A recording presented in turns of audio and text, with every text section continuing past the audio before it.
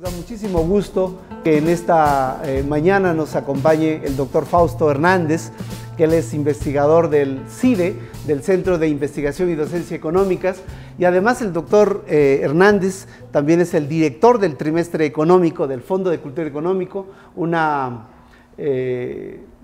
publicación muy prestigiada en todo el mundo de habla hispana y en general en el mundo de los economistas. Así que nos da muchísimo gusto estar aquí con el doctor Hernández para platicar sobre estos asuntos. Samuel, el placer es mío. Muchas gracias, doctor. Vamos a comenzar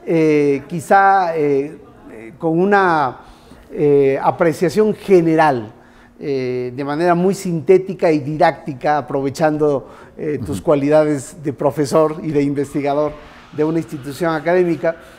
¿Cuál dirías que es el estado actual de las finanzas públicas en el país, en términos generales? Bueno, mira, es una muy buena pregunta porque la puedes abordar desde distintas ópticas. Desde el punto de vista, coyuntural, las finanzas públicas se encuentran en un estado relativamente adecuado, en el sentido de que no se está incurriendo en un déficit exagerado. A pesar de que ha habido un aumento en el déficit, a mí no me preocuparía mucho. Ahora, lo que preocupa es que en los últimos 3 años sí hubo un incremento considerable de deuda, que esto sí pudiera impactar en el mediano plazo las finanzas públicas. Aquí lo importante, he oído mucha discusión acerca del nivel de deuda, no existe un nivel óptimo de deuda, pero lo que es importante es ver si con lo que ingresamos alcanza para pagar en el futuro. Y eso los economistas le llaman sostenibilidad fiscal, que no es otra cosa más que me va a alcanzar con lo que yo ingreso a pagar lo que tengo que hacer mañana. Y la respuesta ahorita depende de 2 factores. El primero de ellos es si introducimos o no la famosa deuda contingente, léase las pensiones. Si estas se introducen como tienen que introducirse, desde mi punto de vista sí tienen que introducirse, estamos hablando de que nuestras finanzas públicas hoy día no son sostenibles en el tiempo. Ok, o sea, para ir, desgranando esta mazorca poco a poco, como lo estás haciendo, Fausto. El tema de las pensiones es un tema en materia de finanzas públicas que hace la diferencia entre la sostenibilidad o no sostenibilidad de las finanzas públicas, del equilibrio fiscal, digamos, en el tiempo. Así es. Ahora, hay que aclarar que esta sostenibilidad tiene mucho que ver como si el status quo se perpetúa, es decir, el nivel de ingresos que tenemos ahorita tributarios, el nivel de ingresos petroleros que tenemos, etcétera, etcétera. Ahora, se puede hacer sostenible. ¿Cómo? Aumentando el nivel de ingresos. ¿Sí? Bien. Y eso nos lleva irremediablemente a que la reforma fiscal, independientemente que ha tenido sus componentes positivos y se ha incrementado la recaudación, no es suficiente, al menos hasta ahora, para que las finanzas públicas tengan una estabilidad de largo plazo. Ya. Si tuviéramos, para fines didácticos, si tuviéramos que poner una especie de semáforo con focos verdes, amarillos y rojos en las finanzas públicas, ¿dónde colocarías los principales temas de las finanzas públicas? ¿En el verde, en el amarillo o en el rojo? Mira, vámonos primero al gasto de operación de un gobierno. Digamos que en una empresa hay ciertos gastos que se necesitan para operarla. Ya cuando la empresa no le alcanza el dinero para operar y tiene que estarse endeudando porque las ventas no alcanzan, entonces es problemático.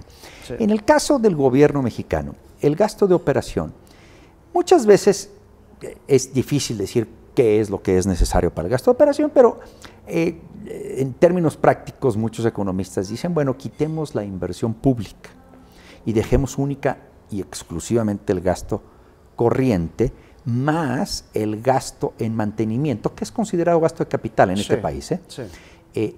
Si eso lo hacemos y lo comparamos con el nivel de ingresos tributarios, no petroleros, ¿sí? No somos viables. Es más, Okay. hoy día no alcanzaríamos para pagar el gasto de operación del gobierno, el día de hoy. O sea, tenemos ahí un foco rojo, digamos, en esta comparación. Con todo y que los ingresos petroleros han disminuido, lo estamos completando Okay. con los ingresos petroleros. Okay. Bueno, tenemos un problema de gasto de operación. Y yo diría que dentro del gasto de operación, si me apuras un poco, Las pensiones. Fausto, son las pensiones. Y también tenemos ahí un rubro que constantemente sale en los medios que se llama servicios personales, digamos. Así es. Dentro del gasto operativo, que por cierto no se ha reducido, por lo menos no en la magnitud en la que estuviéramos esperando que se reduzca, dada la caída de los ingresos petroleros. Sí, esa es una extraordinaria pregunta. A ver, y aquí es donde creo que ha habido una mala comunicación social por parte de la Secretaría de Hacienda. Yo incluso creo que la Secretaría de Hacienda ha fallado más en la comunicación que en el problema en sí. Los servicios personales muchas veces incluyen el gasto de pensiones. Una vez que se cristaliza, entra a servicios personales. Entonces, por eso muchas veces cuando vemos que los servicios personales se están incrementando, tenemos que desmenuzar, y en donde creo que entra yo creo que la gran incógnita es cuánto de esos servicios personales es de pensiones, cuánto de esos servicios personales es de necesidades. Yo le llamo el colesterol, porque mucha gente dice que es un colesterol, pero acuérdate que el colesterol puede ser bueno o malo. Sí. Y yo le llamo el colesterol bueno a ciertos servicios personales. ¿Cuáles son estos? Maestros, más allá de la calidad. Eso es otra cosa. Ahorita no quiero meterme a la calidad. Maestros, médicos, enfermeras, policías, ejército. Todo esto es colesterol bueno, más allá de su calidad. Sí. ¿Sí? Entonces, la sociedad está demandando más servicios personales porque quiere más seguridad, porque quiere mejor salud, porque quiere mejor educación. Y es promesa de campaña día a día. Así es. Entonces, esa parte no hay que verla tan negativa. Por supuesto que hay otro colesterol malo, que es burocracia, que sí lo vimos, y lo hemos estado viendo en los últimos 15 años, en Pemex, por ejemplo. En Pemex no se justifica el incremento, no hay este colesterol bueno, no se justifica el incremento en servicios personales. En la CFE, exactamente lo mismo. En buena parte el gobierno central, en algunas partes sí, en algunas partes no, pero ahí hay que irnos secretaría por secretaría. Entonces, insisto, la propia Secretaría de Hacienda debería de desglosar los servicios personales por empleados de salud, empleados en educación, ejército, policías, pensiones, etcétera. Y te puedo asegurar que cambiaría mucho la percepción de lo que en sí significa este aumento en servicios personales. Yeah. ¿Cuál es tu perspectiva respecto de la caída en el gasto de inversión pública, especialmente el gasto de inversión directa, digamos, que la hemos visto de una manera importante en los meses de enero-abril, cayeron alrededor del 25%, respecto del año pasado, de los mismos meses del año pasado, respecto de los, pues de la reducción en el gasto operativo, el gasto corriente del gobierno, del sector público. ¿Cuál es tu perspectiva respecto de esta caída de la inversión pública? Porque lo que vemos, por ejemplo, en otras economías, por ejemplo Chile, que hizo un recorte, anunció un recorte hace poco más de un mes, ellos lo que hicieron fue anunciar un recorte mayor en el gasto corriente y un recorte menor en el gasto de inversión. Aquí pareciera ser que estamos con mayores recortes en el gasto de inversión, por las cifras que tenemos de la propia Secretaría de Hacienda, respecto del gasto corriente. Y ahí hay todo un debate, toda una discusión. Hay todo un debate y es histórico. Mira, desde en 1981, la inversión pública como porcentaje del Producto Interno Bruto era de alrededor de 8.8% del PIB. El día de hoy apenas rebasa el 2.5% del PIB. Ha tenido sus vaivenes a lo largo de estos años, pero cualquiera me va a decir, no puedes comparar el 81, que había 1.100 empresas paraestatales, sí, con el día de hoy. A ver, haciendo ese ejercicio, solamente consideré el gasto en construcción de infraestructura carretera, eléctrica y de agua, solamente. Para 1981 esa cifra alcanzó 4.3% del PIB. Okay. El día de hoy, si nada más considero esos 3 rubros, porque acuérdate que luego estos rubros incluyen la inversión petrolera. Sí, sí.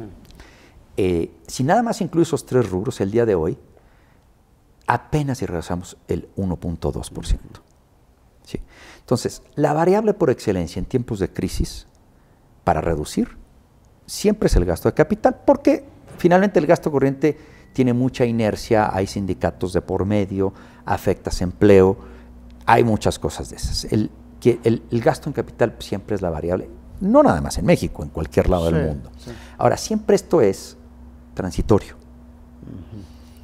El problema es que en México no hemos logrado que repunte esta inversión en capital a niveles, digamos, en promedio de países emergentes como Corea, que es 6% del PIB. Corea tiene el 6% en estos 3 rubros exclusivamente que te acabo de decir. ¿Cuál es la incidencia del gasto público sobre el crecimiento? Es que exactamente, entonces ahí viene la famosa disyuntiva de los economistas entre, por un lado tengo que tener finanzas públicas sanas, porque las finanzas públicas sanas me crean certidumbre y eso atrae inversión. Por otro lado, también importa el cómo tengo las finanzas públicas sanas.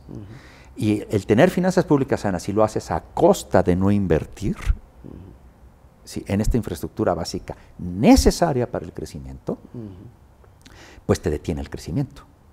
Digamos que uno de los grandes factores que la finanza pública incide sobre el crecimiento son en infraestructura.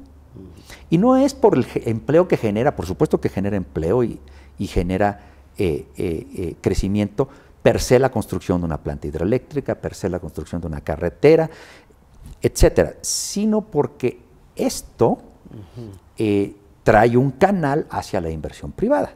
Más inversión privada quiere venir porque le abarata los costos, claro, etcétera, etcétera. Entonces ahí es doble el canal. De aquí que siempre uno dice la dicotomía entre gasto corriente y gasto de inversión. Si recorto el gasto de inversión, ok, voy a tener finanzas públicas sanas, pero estoy renunciando a una buena parte del crecimiento. Entonces, no nada más importa tener las finanzas públicas sanas, sino cómo ajusto el gasto para las finanzas públicas sanas. Y por eso es que Chile le está dando prioridad a un recorte que es en mayor medida el gasto corriente y en menor medida el gasto de capital. Esto no lo hemos hecho en México. De hecho, dilapidamos el bono petrolero que tuvimos entre 2003 y 2014, 2013. Totalmente dilapidado. El principio básico de las finanzas públicas es ese dinero se debe haber invertido. No se invirtió, se hizo en gasto corriente. De aquí que te digo, financiamos gasto corriente con ingreso no recurrente, que es petróleo. Ese es el gran pecado entre el 2003 y el 2012. Y creo yo que las administraciones panistas aquí incurrieron en ese gran pecado. Ahora, en tu percepción, seguimos con esta tendencia, digamos, seguimos con la tendencia de ajustar el gasto de inversión, porque lo estamos viendo en la cifra, sí. Ajustar el gasto de inversión y estamos ajustando menos el gasto corriente. Sí. Digamos, ¿a qué responde esto? Factores políticos, definitivamente. Estrictamente factores políticos. Totalmente. Yo creo que esto que estamos platicando lo sabemos tú y yo y lo sabe el secretario de Hacienda. Espero que lo sepa. Sí. No, yo supongo que sí. Lo que sí es que hay unas inercias políticas para bajar el gasto corriente. Es muy difícil, dadas las circunstancias políticas actuales, reducir el gasto corriente. Por supuesto que siempre vas a tener las historias de cuál es el gasto corriente que se está disminuyendo. En general siempre se van pues sobre dar una imagen de que lo estás reduciendo. ¿Y cuál es esta imagen? Pues que llega un oficio de la Secretaría de Hacienda a todas las entidades de control directo, sobre todo las de control directo. Control directo son, para que entienda la gente, no estoy introduciendo aquí las paraestatales, ¿no? llega un oficio de que tenemos que hacer un recorte de tantas plazas. Generalmente se hace, pero nunca pega esto, porque la parte fuerte, como te dije, del gasto corriente está del lado de las pensiones, está del lado de los maestros, está del lado de los médicos, está del lado de las enfermeras, etcétera. La burocracia, por más que sí la vemos y que puede ser inefectiva, etcétera, pega poco. Ahora, también eso es una visión cortoplacista. Muy cortoplacista. Muy cortoplacista, porque esta caída, esta reducción del gasto de inversión pública, evidentemente va a tener efectos en el mediano plazo y en el largo plazo, que seguramente no lo veremos de manera inmediata, y entonces pues salvamos la coyuntura de alguna manera, pero estamos cortando posibilidades de crecimiento futuro. Así es. Que eso lo verá otro político en turno. Exactamente, y ahí el ciclo político. Y ese es el ciclo perverso en el que hemos estado desde hace tiempo. Doctor, el costo financiero de la deuda. Muy buena pregunta. El costo financiero de la deuda que ha venido creciendo de una manera, yo diría, preocupante por las tasas que estamos viendo de crecimiento en los últimos trimestres. Bueno, hemos tenido un endeudamiento, si vemos el comportamiento de la deuda, tanto interna como externa, hemos visto un crecimiento de la deuda, sobre todo la externa, de manera importante. Y ahora lo que estamos viendo es que esa deuda nos está costando, obviamente, cada vez más. Mira, precisamente el año pasado, cuando estaba discutiendo la ley de ingresos, me invitaron al Senado. Yo señalaba, a ver, la reforma fiscal está dando alrededor de 0.8% del PIB. Sí. No estoy tan seguro que vaya a dar más, incluso tengo una hipótesis, pero esta no deja de ser hipótesis, podría dar en el mediano plazo un poco menos. Ahorita discutimos si quieres por qué. Es cierto que ha habido un poco más, pero el 0.5 restante, es decir, se ha incrementado 1.3 la recaudación. Sí. El 0.5 viene mucho por el IEPS de gasolina, que ese no viene de la reforma fiscal, viene de la manera, de esta nueva manera de fijar el precio de la gasolina y de ponerle un impuesto fijo, que apenas entró en vigor, aunque con los precios que teníamos tan bajos del año pasado y antepasado, y la manera como se fijaba el IEPS, pues hemos tenido ingresos muy importantes por parte de la gasolina. Entonces, siempre hay que separar qué viene por parte de la reforma fiscal y qué viene, o qué vino, por parte del IEPS a gasolinas. Pero si la reforma fiscal está dando 0.8, 0.9, el incremento de costo financiero de la deuda para 2016 está en 0.5 adicional con respecto al año pasado. En otras palabras, casi se come el 70-75% de la reforma fiscal, el pago de servicio de la deuda. Del servicio de la deuda. Que son intereses, comisiones y va increciendo, porque se espera que para el año que entra, ahí sí yo creo que el año que entra tendremos una mayor tasa de interés. Entonces, es probable que hayamos hecho una reforma fiscal. Esto es equivalencia ricardiana, digamos. Todo lo que tú te endeudes de hoy lo tienes que pagar mañana con impuestos. Sí. Entonces, la reforma fiscal está haciendo mucho para pagar, literalmente como se predijo en la equivalencia ricardiana, para pagar la deuda. No tanto para pagar las grandes necesidades de financiamiento que tiene el país. Okay. Otra vez una visión de corto plazo. Otra vez. Una visión de corto plazo, digamos, la visión sexenal a lo mucho, digamos. Pero tiene que haber un pacto, fíjate. Y yo creo que es lo que le ha faltado mucho a nuestros gobiernos, es realmente hacer un pacto, discutir estas cosas de manera seria, porque da la impresión que la reforma fiscal se han discutido desde hace 20, 25 años, de una manera que creo yo que no es sana, que es quiero más impuestos porque no me alcanza para pagar lo que tengo ahorita. Pero la gente dice, lo que haces ahorita no lo haces bien, entonces, ¿por qué tenemos que pagar más? Entonces, es necesario un pacto. Hay que entender que las finanzas públicas es simplemente el reflejo de un proyecto de nación. El gasto público es un instrumento para alcanzar un proyecto de nación. Y creo que aquí es donde nos falta.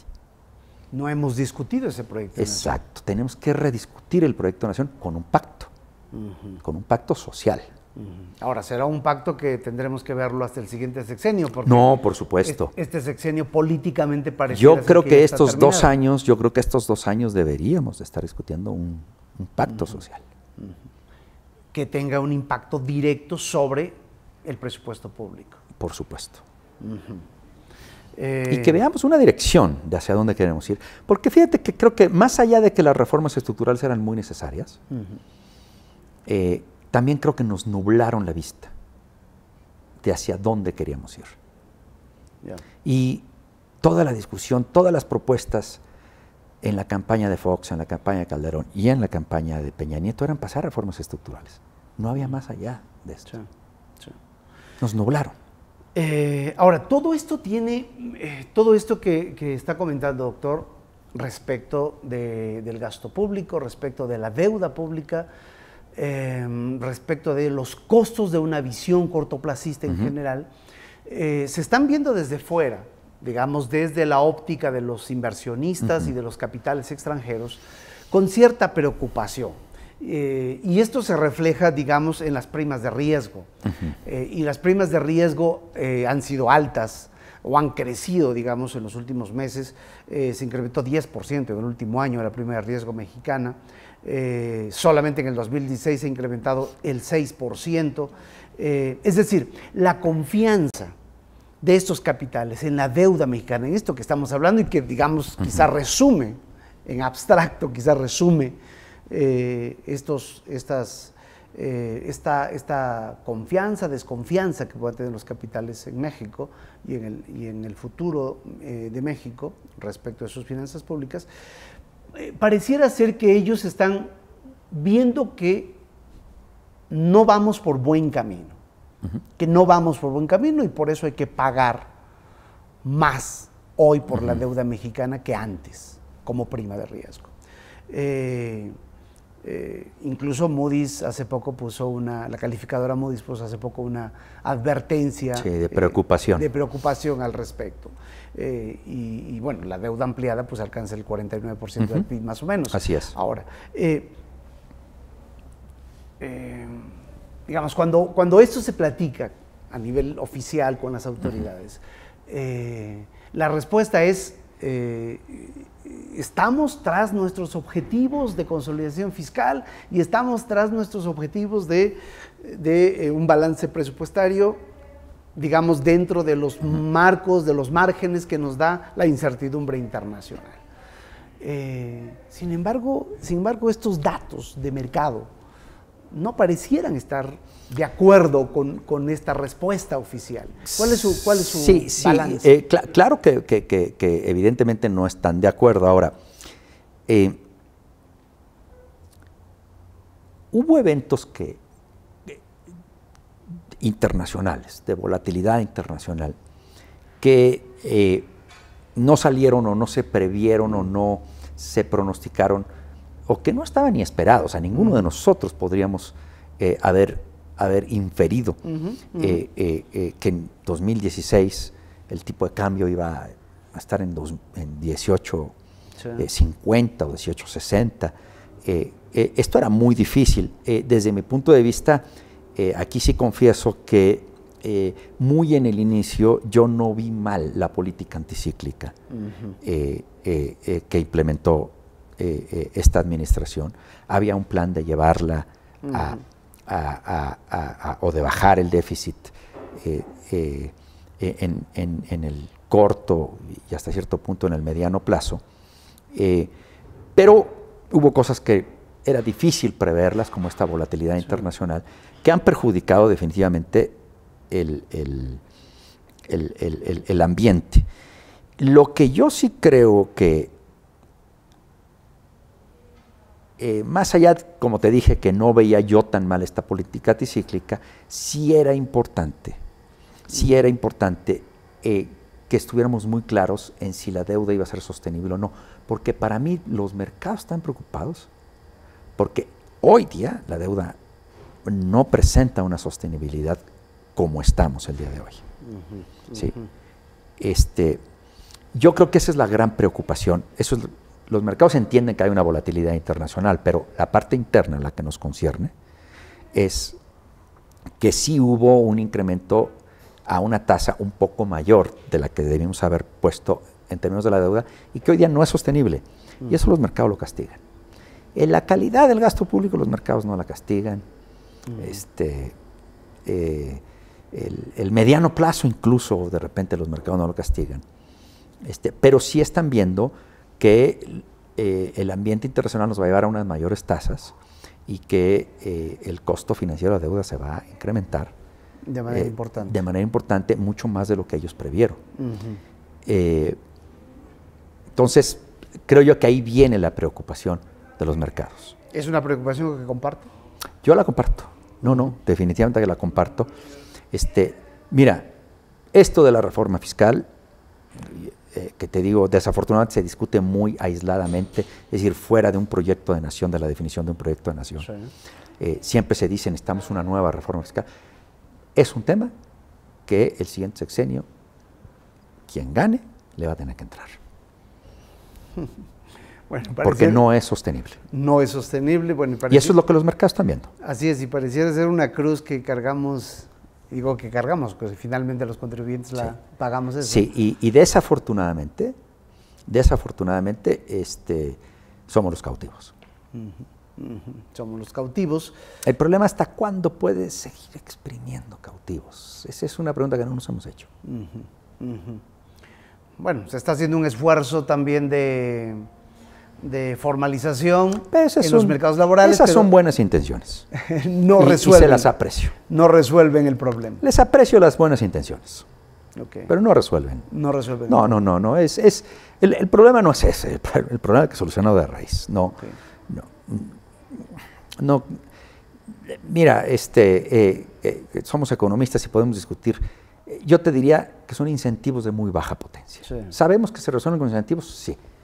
Pero son incentivos de muy baja potencia. Necesitamos entonces hacer un nuevo pacto fiscal, quizá para ser más preciso. Así es. En lo inmediato, en lo que resta de este con sexenio. Un proyecto de nación muy claro, que no lo tenemos.